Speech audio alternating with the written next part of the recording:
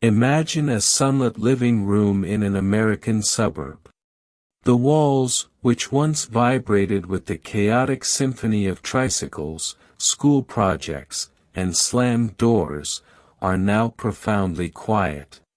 The career is a framed plaque on a wall, the children are distant voices over a Sunday FaceTime call. For decades, the cultural script demanded constant accumulation, more wealth, higher titles, a larger house, a tightly knit family unit. But as the golden years settle in, an eerie stillness takes its place. When you are no longer the active provider, the daily anchor, or the busy executive, the external scaffolding falls away. In this sudden, spacious quiet, an urgent question echoes through the soul: after all these years of building, what truly belongs to me? The bitter but liberating truth: your family does not belong to you. In Western society, we often subconsciously treat our relationships as extensions of our personal portfolios. We pour our love, time, and life savings into our children, believing on some deep, unspoken level that they are ours. But Buddhism introduces a sharp, profoundly compassionate reality check: your family does not belong to you. Your children were never meant to be your emotional security blankets, nor were they born to bear the weight of your unfulfilled dreams or cure your late-life isolation. They are independent rivers flowing through time. They pass through you, but they do not belong to you. They are heading toward their own oceans, as they should. When we reach our 60s and 70s, loneliness can become a heavy fog. The instinctual reaction is often to lean tightly on our families, expecting them to be the primary source of our validation. We count the days between phone calls, measure their devotion by the frequency of their visits, and feel an undercurrent of resentment when they are caught up in the frantic pace of their own modern lives. This is a subtle, unintentional form of emotional hostage-taking. When we demand that our children or spouse fill our internal void, we place an unsustainable burden on love. True love should be a wide-open field where others can run free, not a cage built from our fears of becoming irrelevant. To understand this without falling into despair, we must look to the Buddhist concept of anicca, or impermanence. Every relationship, every home, and every social structure is a temporary gathering of conditions. The identities we wore so proudly for decades, the fierce protector, the nurturing mother, the tireless corporate provider, are not who we are fundamentally. They are beautiful, meaningful costumes loaned to us for a single season of life. When the season changes, clinging desperately to the costume only causes immense suffering. Acknowledging that your family does not belong to you is not an act of cold detachment, it is the highest, purest form of love. It is a liberating truth. When you drop the illusion of ownership, you stop keeping score. You no longer view a missed phone call as a personal rejection. By releasing your tight grasp on the people around you, you clear away the emotional clutter of expectation. Only then do you create the inner space necessary to discover what is genuinely indestructible within you. This profound letting go is the precise threshold where we begin to uncover the assets that can never be stolen, taxed, or left behind. Truth number 1. Your unshakable awareness. We spend our entire lives mistaking the movie for the screen it is projected on. We deeply believe we are our thoughts, our anxieties, our carefully curated memories, and our endless lists of obligations. But all of these mental objects are entirely fleeting. They arise, make noise, and vanish like dark clouds drifting across a vast and endless sky. If you sit quietly for just 10 minutes, you will quickly realize that you cannot even predict what your very next thought will be. If your thoughts come and go without your explicit permission, then who exactly are you? You are the sky. You are the silent, unshakable awareness observing the clouds pass by. This pure awareness is the first and most profound thing that truly belongs to you. It is the steady, illuminating spark of consciousness that has been with you since the moment you took your first breath in this world. Consider this for a moment. The person you were at 7 years old, running barefoot through the summer grass, feels vastly different from the person you were at 30, stressed over a mortgage and climbing the corporate ladder. The physical cells in your body have regenerated entirely. Your worldview has been shattered and rebuilt a dozen times. Yet, the foundational sense of I, the silent witness looking out through your eyes right now, is the same. It has not aged a single day. As we enter the later chapters of life, the physical vessel inevitably begins to falter. The joints ache with the changing weather, the boundless stamina of youth wanes, and the sharp edges of our memory begin to soften. Society conditions us to view this biological reality as a tragic loss of self. It teaches us to identify so closely with our physical capabilities that when the body slows down, we feel our core identity is slipping away. In the most challenging and heartbreaking cases, diseases like Alzheimer's or dementia may slowly erase the mental archives of a lifetime. The names of cherished loved ones might slip away into the fog, and the linear timeline of one's own history can blur into scattered fragments. Yet, even in the deepest shadows of cognitive decline, caregivers and hospice workers routinely witness something utterly miraculous. In a moment of quiet connection, a look of profound, piercing presence can suddenly shine through the confusion. The biological hard drive may be damaged, but the light behind the screen is still plugged directly into the source. The pure, observing awareness remains, completely untouched by the decay of the physical mind.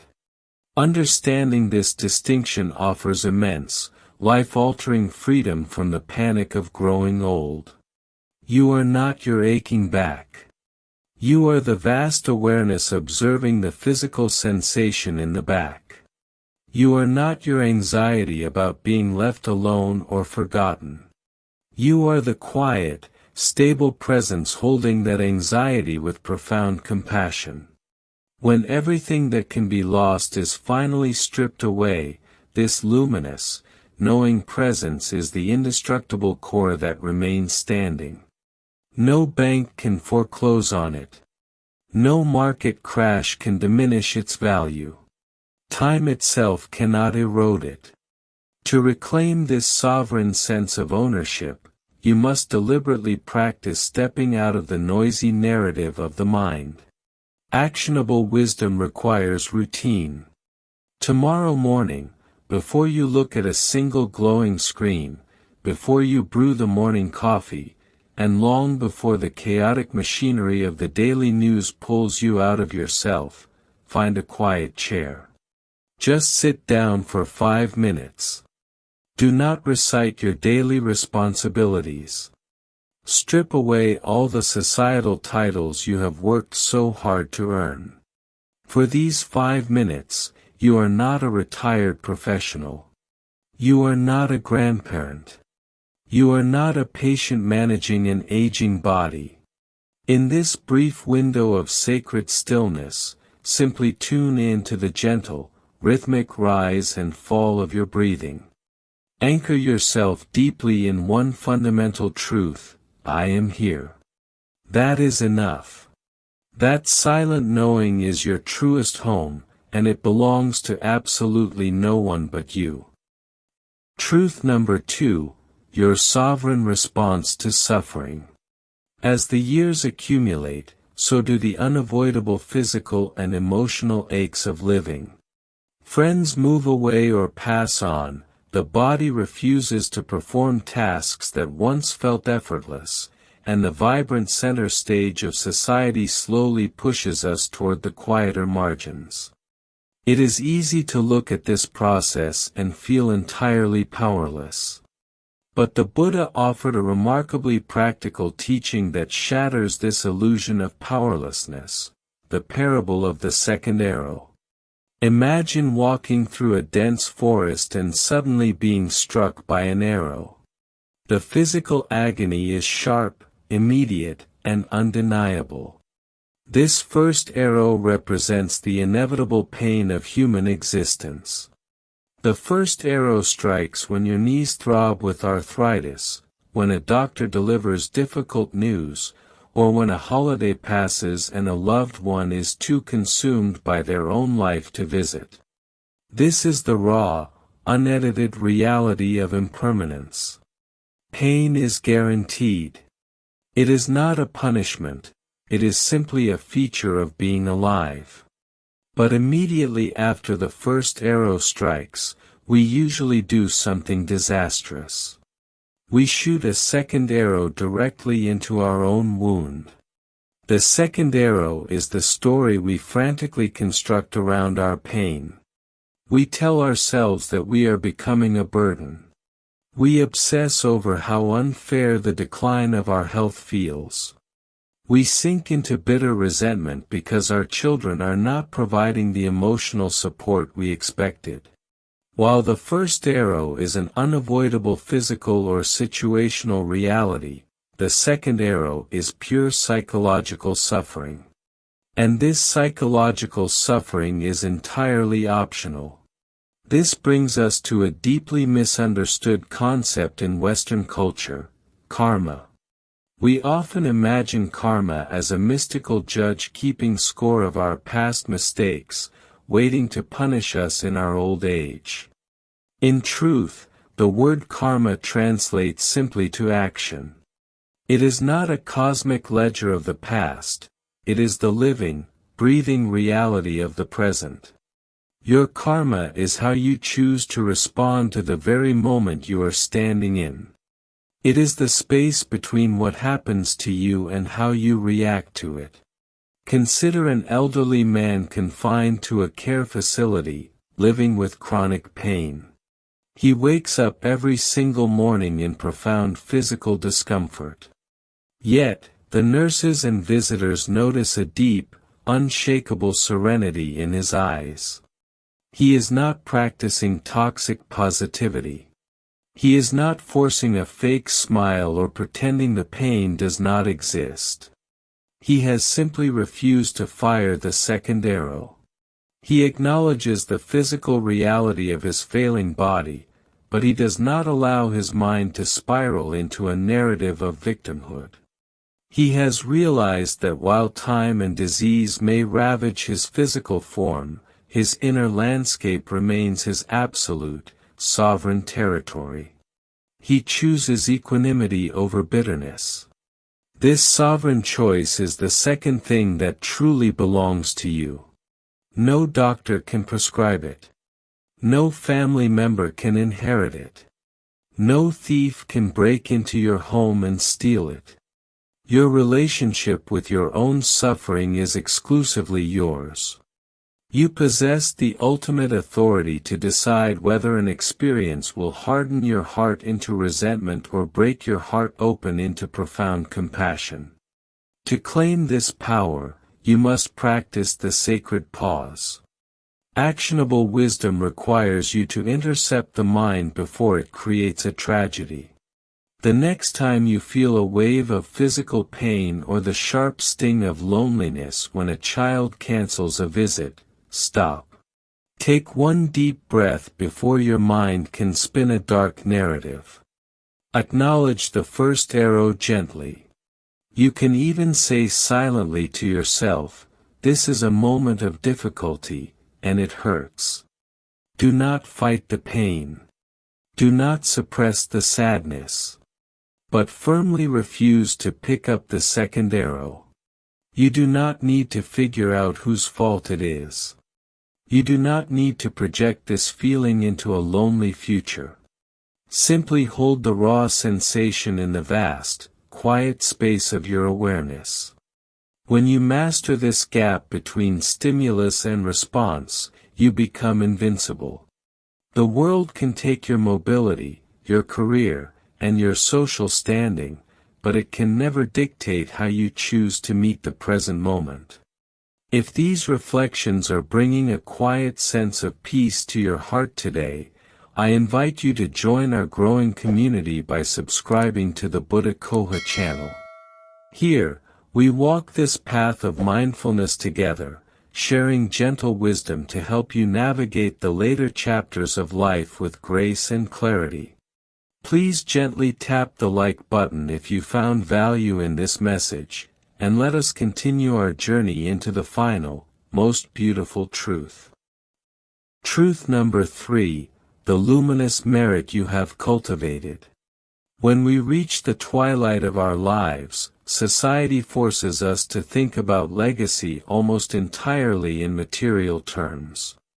We spend hours with lawyers drafting wills, deciding who will inherit the house, how the savings accounts will be divided, and who gets the antique furniture.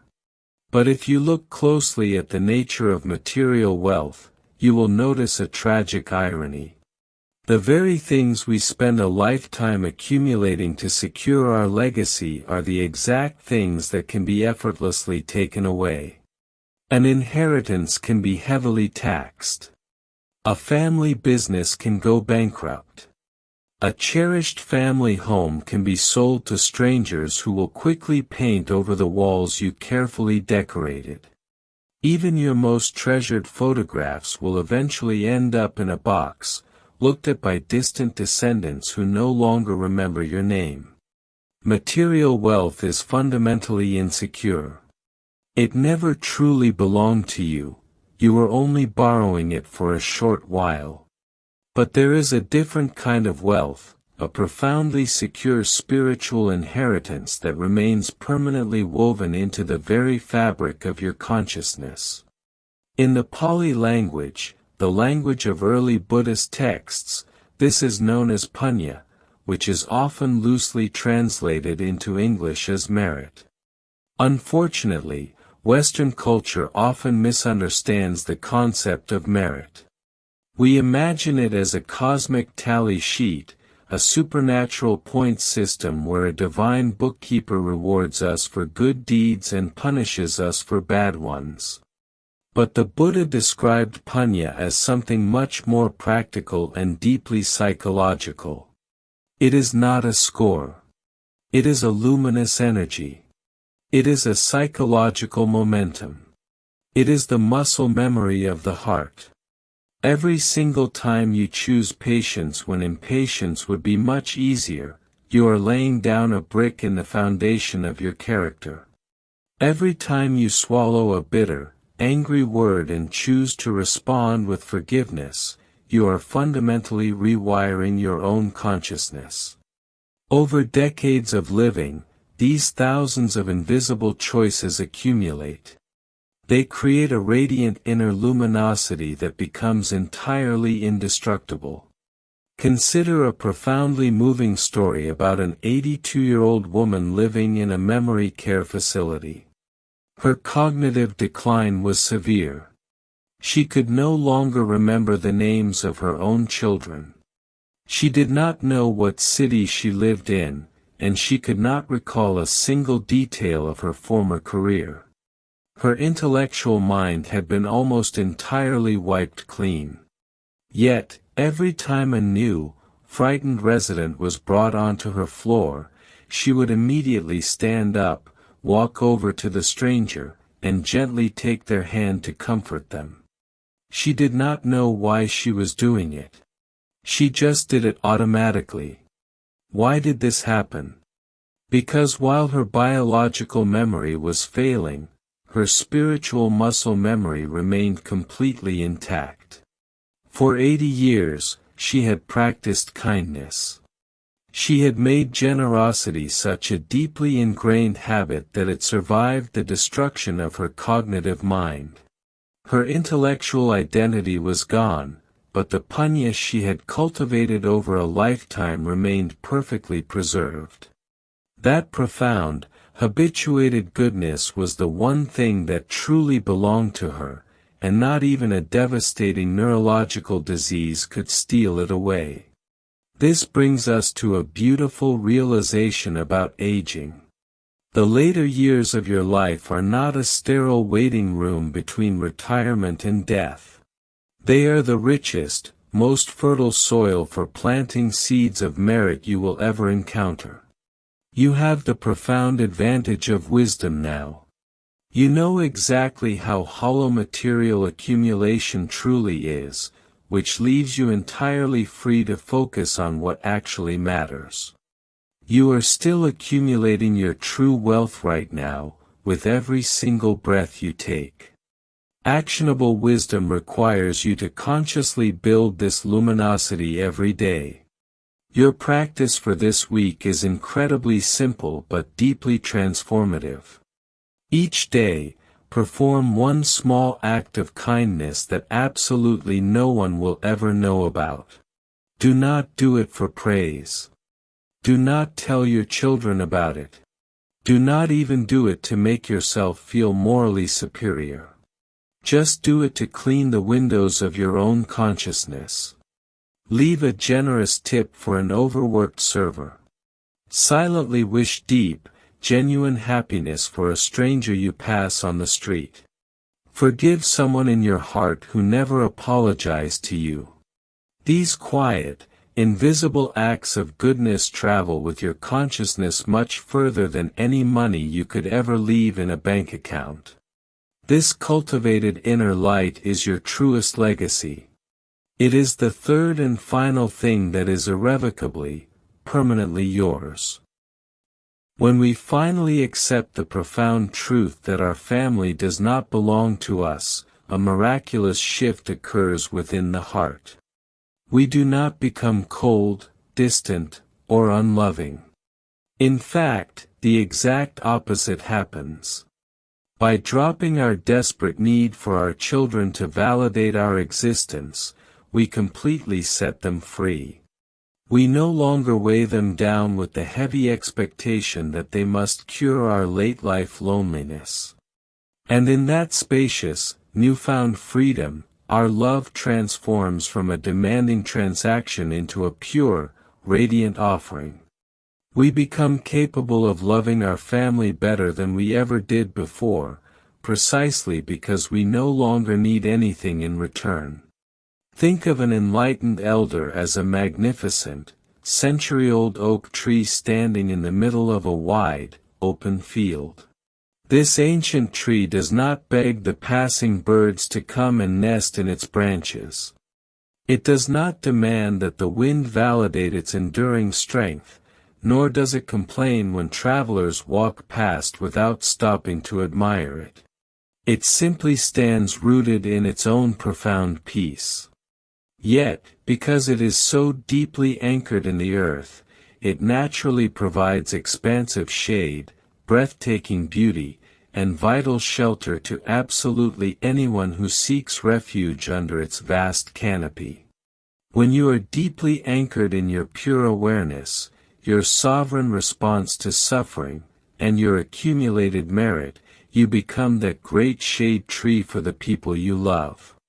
You stop being a source of obligation and become a sanctuary of peace.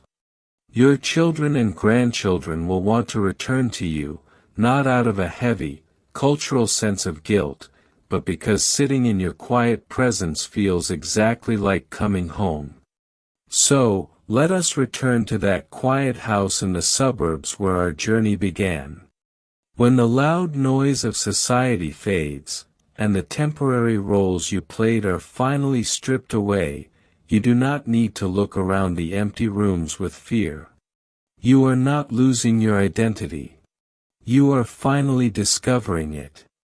Your unshakable awareness, your sovereign power to choose your response to the present moment, and the luminous merit of a life lived with intentional kindness are the only three things you will ever truly own. No one can divide them in a will. No market crash can erase them. No thief can steal them in the night. They are irrevocably yours. As you step forward into your later years, do not walk with a fearful sense of diminishment. Walk with the quiet, majestic confidence of true ownership. May you find profound freedom in letting go, and may your journey inward bring you absolute peace.